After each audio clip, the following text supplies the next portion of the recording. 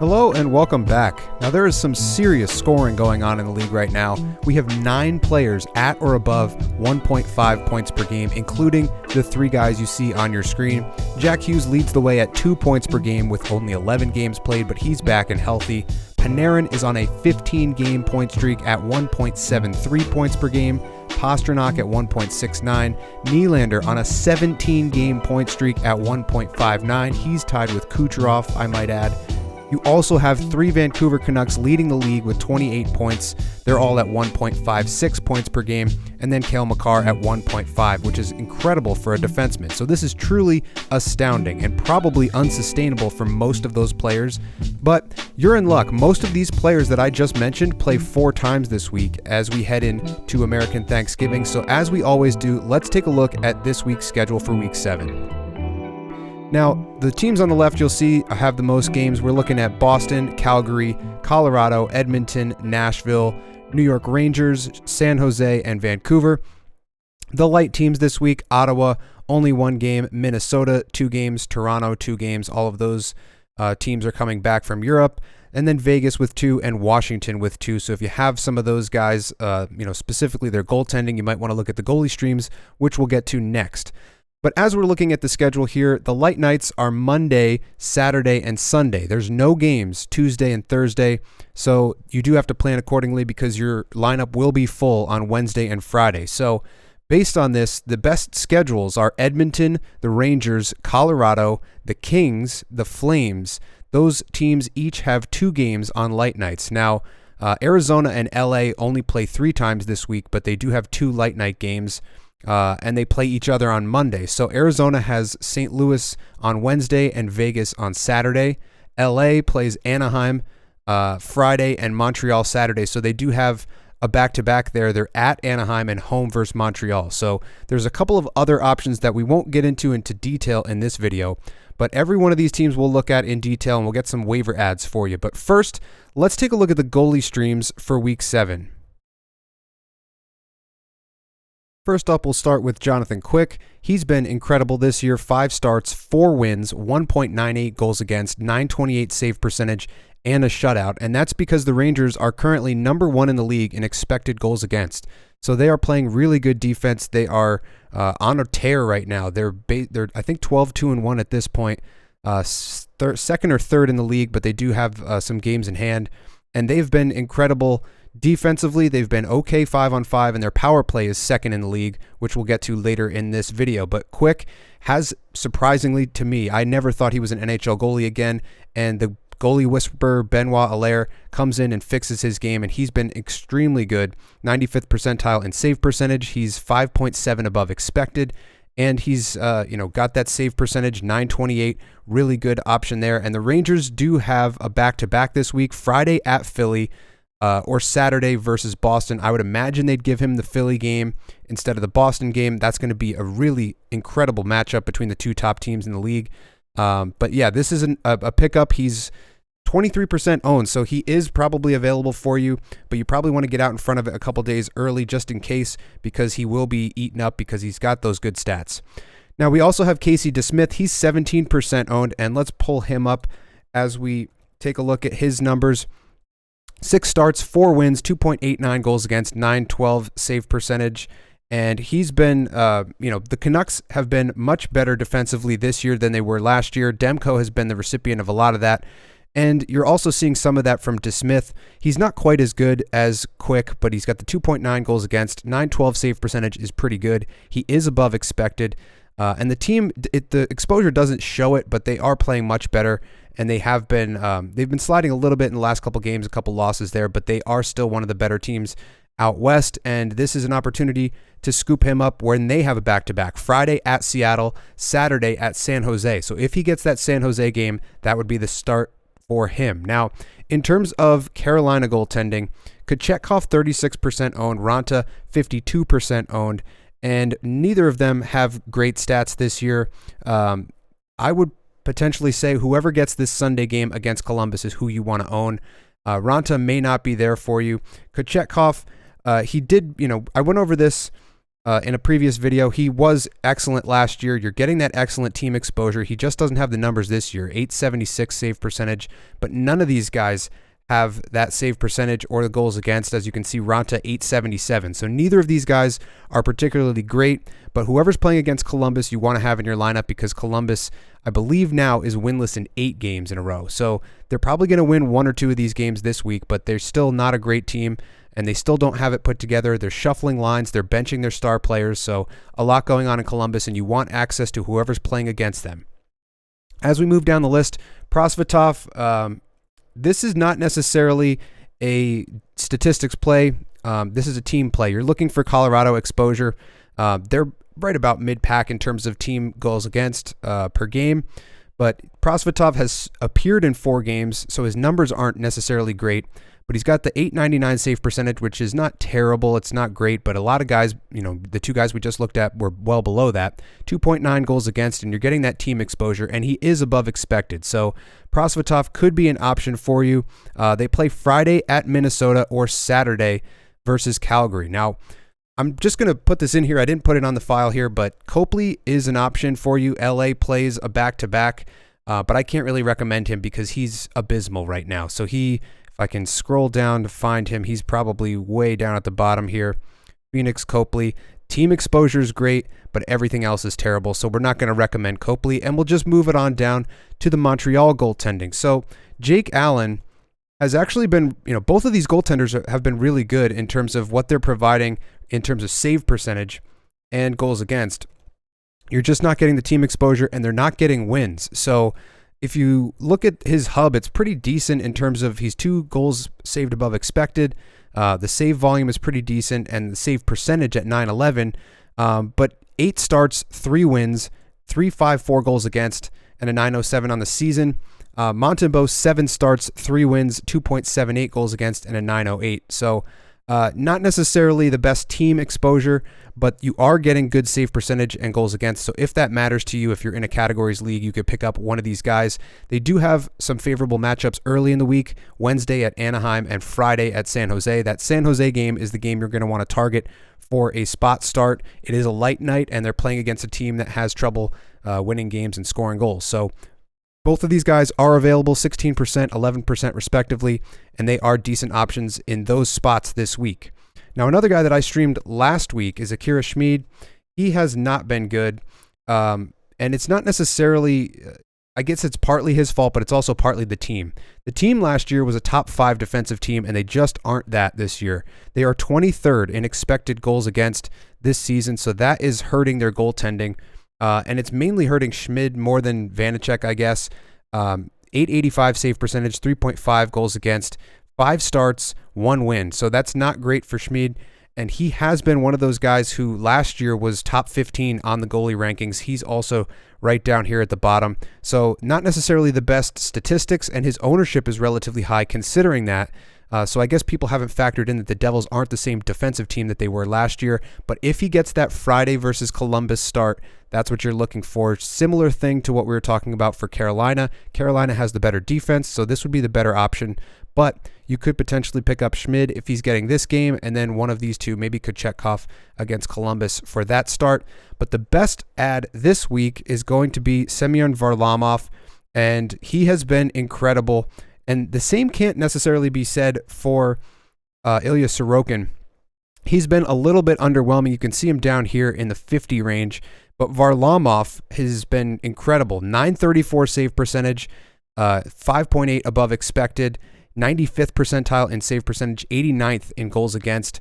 But he's only got 2 wins and 6 starts, so the Islanders haven't been giving him the run support. He does have 2 shutouts, so his 2 wins are shutouts, which is probably boosting his stats a little bit. But he is a quality backup, and at 37% owned, he is definitely an option for you this week as you're looking for goalie streams. But now let's get into the player ads for this week, and we'll start with the Boston Bruins. Now, you know the top guys are playing incredibly well. Pastrnak, Marchand, McAvoy, all 88 or higher on the player hub for completeness rating. But there are some guys that are playing well as well, and they're giving you exposure to those guys. Number 1 is Pavel Zacha, first line, top power play. He's got a 4-game point streak, 2 goals, 3 assists, and a power play point. He's 63% owned. So this is kind of that narrative that you were looking at before, where you're thinking about, the guys that are getting you exposure to the top 6, to the top guys in Boston, and he's been relatively productive so far. Then you also have James Van Riemsdyk. He's second line, top power play. He's got 2 goals, 5 assists, 3 power play points in his last 6 games. And then you also have Charlie Coyle, who's centering that second line. Not much to go off of in terms of his stats, but he has given you some games here and there where he's been relatively productive. But I just want to bring your attention to this. This is part of the new player hub that I've been rolling out, and it gives you a sense of who's productive for each team and where you can find some value. So you have Pastrnak way out over here, the #1 player in terms of his weighted rating on this hub, on this dashboard. He's an 85 in completeness rating. I believe he was an 88 before this, but whatever. He's extremely valuable, and he's been one of those guys that was fading a little bit in drafts. So if you picked him up anything after 3rd, you're probably laughing all the way home to your 4-0, 5-0 record, whatever you're at now. Actually, we're week 7, so it'd be a little bit better than that. Then you have Brad Marchand, and then Charlie McAvoy. So these are the 3 outliers at the top. The guys that you could potentially own: Charlie Coyle, Pavel Zacha, and James Van Riemsdyk. So this is kind of what we're looking at in terms of finding some value. You can find this in the Patreon link in the description, and you can play around with it yourself and find some waiver ads. This is what I'll be showing you a little bit today, just to show you the difference between some of the elite guys and some of the guys that you can pick up. And you'll also notice some of the teams have a lot of clustering down here like this. San Jose looks a lot more like this, where there's no outliers at the top and everybody's kind of in this bunched up middle. But yeah, these are the guys that you can pick up from Boston. So let's move it on down to Calgary for some of their player ads this week. Now, the obvious pickup is Naz Kadri, a goal, 2 assists, 12 shots, 5 hits in his last 3 games. He's top 6 center, depending on how they use him, but he's obviously going to be the guy that you're going to target if you have the ability to. 46% owned, so he's probably there for you in even some 12-team leagues. But if you're in a shallower league, there's some other guys that I want to bring to your attention. One of them is Martin Pospisil, 2% owned center. 4 points, 2 goals, 2 assists, 18 shots, and 20 hits in his last 5 games. So he's kind of that hitter that has been moving up in the lineup. I think he's playing top 6 right now, second line with Kadri and Zari. So that is an interesting proposal to get access to a guy who's hitting and who's in the top 6. Then you have Blake Coleman, 6 points in his last 6 games. He's dual eligible. He's only 7% owned. You have Mackenzie Weegar, if you're in a shallow league, 61% owned. 2 goals, 8 shots, 7 hits, 6 blocks in his last 2 games. The only problem with this is they're using Noah Hannafin on PP1 last I checked, and they're not using Mackenzie Weegar on either power play unit. If he's getting power play time, he's a must-own for sure, and he's getting you those peripherals, which does help as well. And then I mentioned it before, Connor Zary, 8 points in 8 games this year. He's second line with Kadri and Pospisil. So they're using some different guys, using some different combinations. Matt Coronado has gone down. Connor Zary has come up and played really well. He's a point-per-game player right now. And as we did before, let's take a look at this team's player hub rating. So as you can see, there are not as many outliers in this one compared to the Boston Bruins, who had a ton of guys up here, or at least 3 guys up here. Here's Pospisil down here. He's not very complete. He doesn't do a ton outside of this, so he's not getting power play time, and you're getting a ton of hits, 3.1 hits per game, 2.5 shots per game, but no power play production, which does hurt a little bit. And the offense is pretty good for a guy who's a hitter, 4 points in 6 games. So this is a 2% ownership guy, deep league play. You can find him on the waiver wire pretty much everywhere. Here's Mackenzie Weegar at the top, very complete, almost an 80 on the completeness rating, 2.4 blocks per game, 1.1 hits per game, and 2.5 shots per game. And he does have 3 power play points on the season in 16 games. Then you have Rasmus Andersson. He could be another target for you. Shots and blocks, almost 2.5 for each. And he does have 1 power play point on the year, which helps a little bit, though he, I believe, is quarterbacking power play 2 right now. There's a number of other guys you could go to. Elias Lindholm, he's probably owned up in a lot of leagues, but maybe not yet. Maybe not completely fully owned up. 11 points in 16 games, 2.6 shots per game. Then you've got some guys. Here's Blake Coleman. Nikita Zadorov is usually a hitter. He's not hitting as much as you would expect. 1.8 hits per game, 1.7 shots per game. So a guy like Weegar or even Anderson might be better for that. Here's Connor Zary, and you have a little bit lower shot volume, which is not something that you like to see, but it is relatively low ownership. and he's getting a nice line assignment. Noah Hannafin, if he's available for you, he is quarterbacking that top power play unit last I checked. I could be wrong about that, but 3 power play points in 16 games is not the best, but it isn't bad either. And if he is going to get that spot, that might be something that you want to look at in a 4-game week.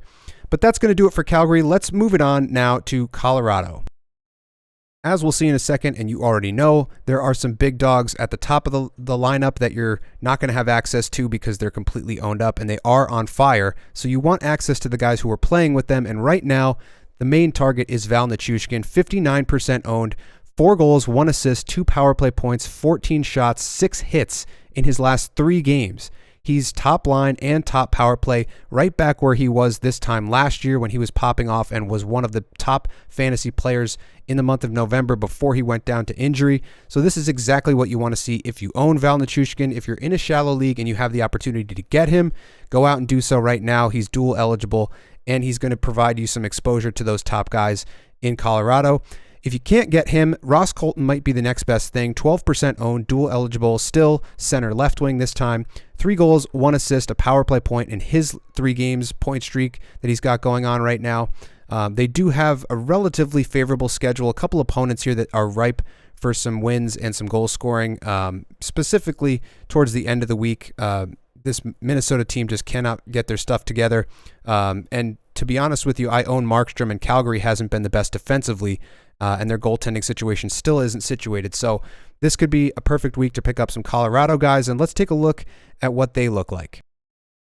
As you can see, you got Nathan McKinnon way over here. You also have Rantanen and Makar, all really strong players, really complete players, and getting a ton of power play points. Shot volume 4.6. You're looking at 3.5-ish for Mikko Rantanen. And then Cale Makar's at 1.5 points per game. 21 points in 15 games for a defenseman is insane.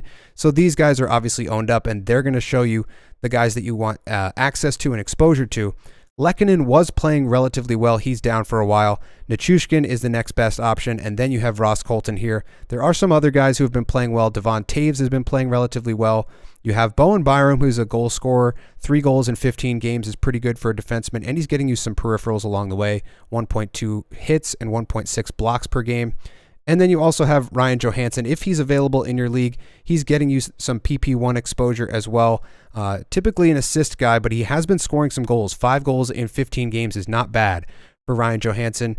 2.2 shots is not the best, but it's not terrible either. Miles Wood has also been playing really well. He's kind of a deeper league play, not necessarily going to give you a ton in terms of power play exposure, not getting you a ton of blocks, not really a lot of shot volume, but in a deeper league, he has been relatively productive lately. But that's going to do it for Colorado. Let's take a look now at Edmonton. Similar situation in Edmonton where you know what you're going to get out of the top guys and they're all owned up, so there's not a whole lot off the waiver wire. Matthias Ekholm, 16% owned, a goal, 3 assists, a power play point, 18 shots, 6 hits, and 8 blocks in his last 6 games. And he's on power play 2 right now, which is a little bit surprising. But he has been relatively productive, usually a hits and blocks guy. There's not a whole lot to go off of. Sam Gagner, 1% owned. He's a center. I guess he's playing 4th line right wing right now. I don't know what is going on in terms of line assignments with him. He's pretty much, throwing a dart at the dartboard. He is getting power play 2 time. Not much else going on there. And then you have Connor Brown, 4% owned. And he's apparently line 1 with Connor McDavid. We'll see how long that lasts. And he hasn't done anything with it. And he did just get a massive payday as he played 10 games. So he's going to get $3 million for that. So congratulations to Connor Brown. But not necessarily the best fantasy option so far. In fact, the data was so bad, I didn't want to put anything up on the screen. And I'll show you why as we look at what we were just looking at with the scatter plot. You can see the top guys. You got Evander Kane playing really well. His ownership is relatively high, but it's not completely owned up. So 3 shots per game, 3.7 hits per game. If he's available, go scoop him up immediately. You have Draisaitl, you have McDavid, you have Bouchard, who's playing really well, racking up points, 15 points in 15 games, kind of what we were expecting. Very assist heavy, but doing a lot of shooting at the same time, 3 shots per game and a 1.26 blocks per game. So not bad there. Then you have Darnell Nurse, who's a hits and blocks specialist, 2.5 shots and hits per game, 2.1 blocks per game. He's not getting a ton of power play time, however. Then you have Zach Hyman. You know what you're going to get out of him. Same type of thing that you were getting last year. And then here's Ekholm. Nugent Hopkins, you know what you're getting out of him. He should be moving in the right direction as this power play starts to round into form. So if you're thinking about trading, he's a nice buy low candidate if you can. And then here's Sam Gagner. It's a small sample size, 7 games, 3 points, 2.14 shots per game, and a hit per game. So that's probably why he was featured in this, just because of the small sample size. You have Warren Fogle here. 6 points in 15 games is not bad. 2.5 shots per game. That could be another option for you. Holloway's injured, so there's not a whole lot going on down here. Next, let's take a look at the Nashville Predators.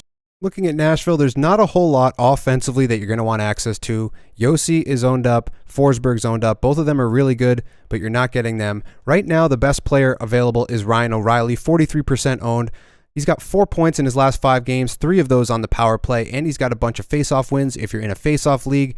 But yeah, not a whole lot in terms of offensive production outside of that. But you do have Gus Nyquist, 2% owned, left wing. He's getting an elevated role with guys like Tommy Novak out injured. 1 goal, 4 assists, 5 points, 2 of those on the power play in a 4-game point streak. So pretty impressive from Gus Nyquist. Every now and then he becomes fantasy relevant for a little bit.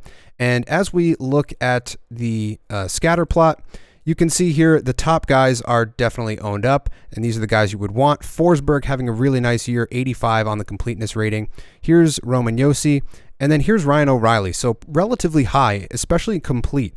Almost a 79 on the completeness rating, 2.4 shots per game, half a hit per game, a couple blocks here and there, 7 power play points, 5 power play goals if your point league weights those a little bit heavier, and he's got almost a point per game average on the season.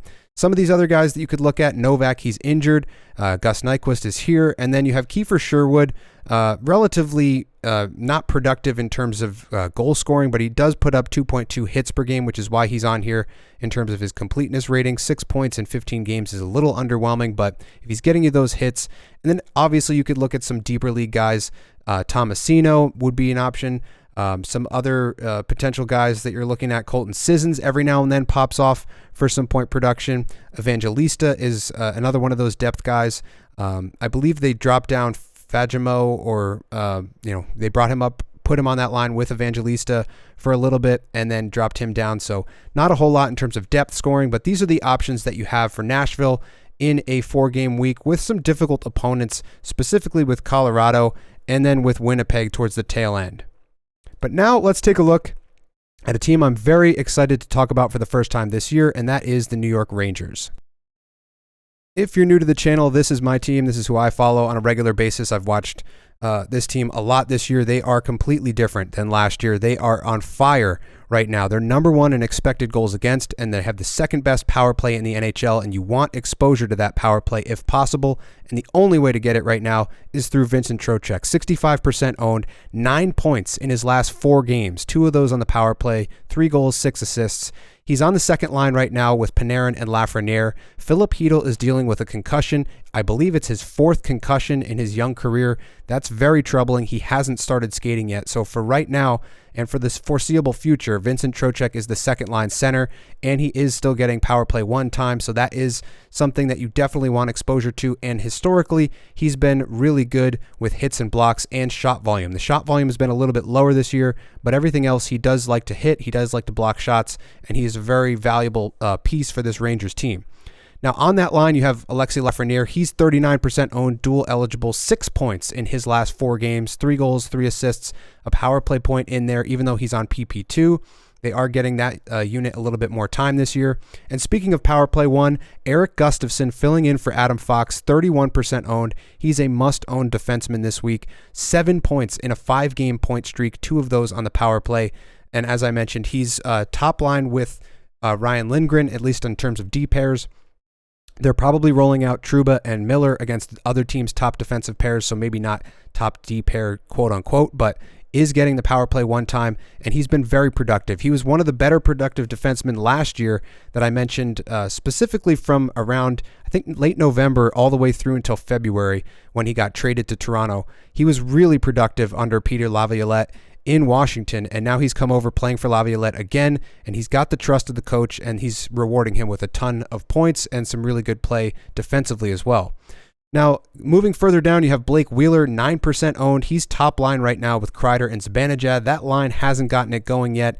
And speaking of that line not getting going, Capo Caco was on that line, and then he got bumped down. He's got no points in his last 10 games. He's doing absolutely nothing, but he's only 4% owned, and if you want to throw a dart on the dartboard, why not throw it at Capo Caco? Wheeler has been a little bit better, though. 2 goals, 1 assist, 1 power play point in his last 3 games, so he's coming alive a little bit. One of those was an empty netter, but he's out there late in the game trying to secure the win, so that is nice to see that he's got the trust of the coach, and he's getting that top-line exposure. Now, another guy I wanted to bring your attention to, didn't have room to fit it, is Will Cooley, 1% owned, a goal, an assist, a power play point. He's on power play 2 right now, playing the net front role, 9 shots and 15 hits in his last 4 games. That's 3.75 hits per game. So he's a sort of Tom Wilson light. Now, he doesn't have the goal scoring yet that Tom Wilson has historically had. Tom Wilson's playing really well right now, by the way. But this is a guy that's, extremely deep league value, 1% owned, getting you the hits, and he's playing really well, 3rd line and 2nd power play unit. So in a week where they play 4 games, this is not a bad idea if you're in a deep league to try to pick him up. And we'll move over and look at the Rangers just to kind of show you what I'm talking about. Panarin way, way out ahead of everybody else. He's one of the top 4 or 5 players in the league right now on this hub when you clear everything out and show all the teams. An 85 weighted rating, a 72 completeness rating. He doesn't hit or block, which is why that's never going to be high. But 3.9 shots per game for Panarin is something I never thought I'd see. And he's got, I believe, more. So this is not current. Rotowire didn't update last night, so they are missing yesterday's games. But he does have a 15-game point streak, and he's got 27 points in those 15 games. You have Chris Kreider, who's still really valuable. Adam Fox, when he's healthy, is obviously really valuable. Jacob Trouba, look at the hits and blocks. 2.7 hits, 3.5 blocks per game. So he's been absolutely destroying guys. He lit up a number of Devils yesterday, and he's been blocking a ton of shots. Here's Vincent Trocheck, really complete, almost a 79 on the completeness rating. You're getting 1.5 hits per game, 1.7 shots is a little bit low for him. He was closer to 3 or 4 shots per game last year, but that does bake in some of the time that he spent on the 3rd line. So now he's getting that 2nd line exposure. I would expect that to come up. And then here's Will Cooley down here. Again, not necessarily the best offensive player, 5 points in 14 games, but 2.7 hits per game on average, and that average has gone up over the last 2 weeks or so. So just a couple of options for you. Here's Lafreniere. Here's Philip Hedl. He's, again, injured. If he ever comes back and takes that spot on the 2nd line, he becomes a nice, valuable player. Here's Gustafsson. So a lot of options in this range for the Rangers. Braden Schneider's been playing really well. Keandre Miller's been playing really well. I also like Zach Jones's game on the back end. So a number of options you can go to in a 4-game week.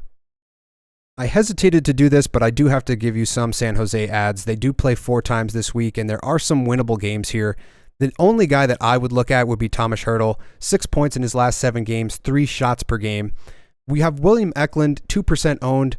A younger player, so very inconsistent, but last 6 games, 4 points, 2 goals, 2 assists. So he's been coming along a little bit better over the past number of games. I spelled his name wrong, so great job on me there. Anthony Duclair would be the other guy that I would look at. He's got 2 goals, 2 assists in his last 4 games. He's 1% owned. So he's usually a 30-goal scorer. That may not be the case this year because of the team that they have.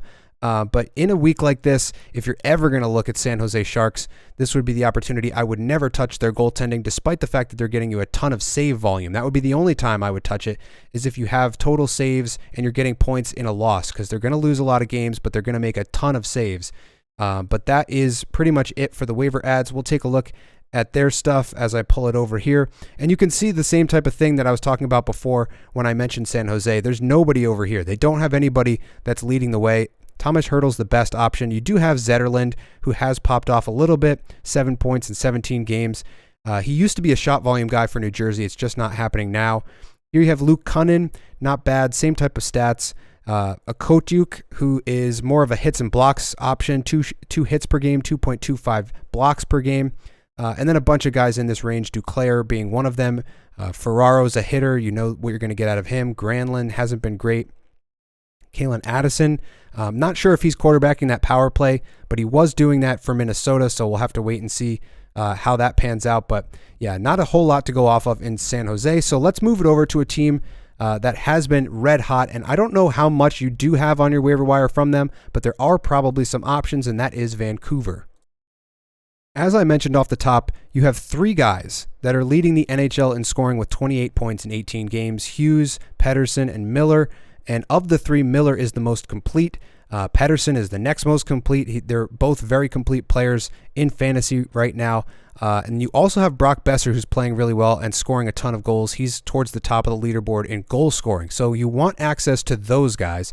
And the way to get it right now is through Ilya Mikheyev, 13% owned, top line with Kuzmenko and Pettersson. He's dual eligible, so he's a little bit more valuable than a guy like Phil DiGiuseppe, who's 1% owned, probably available for you in every league, but he's getting you exposure to Miller and Besser. So either of these guys would be your garden seat options for these line assignments. If the line assignments change, you do have to monitor that because they are not very valuable without those guys. But anything that's touching the stick of a guy who's on the line with one of those guys is something that you're going to want to have access to. And then you also have Tyler Myers, 11%. He's usually a hits and blocks guy. He's getting that done, but he also has 4 assists in his last 4 games, along with 8 shots, 9 hits, and 8 blocks. And as we pull up their stuff, you can see the main guys at the top here. Here's Quinn Hughes having an incredible season defensively, still not quite complete enough in terms of a categories league. He's incredibly prolific offensively, so you're still going to want to own him, and he has been incredible value for you, as he was probably a 5th-round draft pick, maybe a 4th-rounder for you in this year's draft. But not a lot of hits and blocks, but everything else has come up, including the shots. 3.1 shots per game. Never thought I'd see that from Quinn Hughes. He was about half that last year and every other year of his career, but 28 points in 18 games, 14 on the power play, so that's really good. Then you also have JT Miller, one of the most complete players in general, so 91 on the completeness rating. I believe only Austin Matthews is higher. And then you have Pettersson, who's right beneath him at a 90. So both of these guys extremely complete.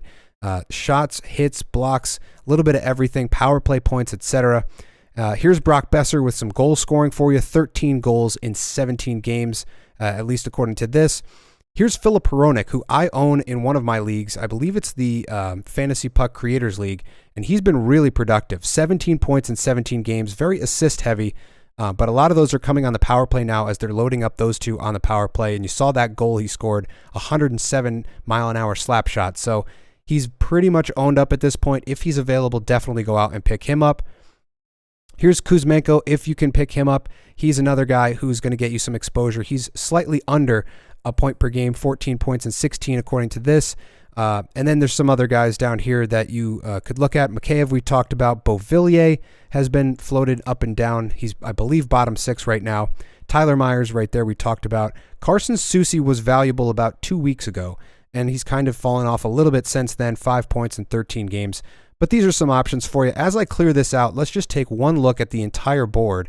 And here's the 2 Canucks in question. So you have JT Miller at the top, and you've got Pettersson, and then you've got Austin Matthews, the number 1 most complete player. As we switch it over to the hub, you can see Pastrnak is leading the charge in terms of the weighted rating. You have Hughes, you have Nylander, Kucherov, Tkachuk, Panarin, and some of these other guys. But you look at a guy like Pettersson, extremely complete across the board. Everything is, working for him. He's got 0.76 power play points per game, which is insane. He's over an assist per game, 1.59 points per game, and it's slightly better, believe it or not, for JT Miller. Same level of power play points, but more hits. A little bit lower shot volume. You're still getting an assist per game and the same point per game range. So incredible stuff. Just wanted to highlight those. But that's going to do it for this video. Hopefully you got something good out of it. Hopefully your teams are doing well as we head into American Thanksgiving. If they are, let me know in the comments section below. And as always, I will see you in the next one.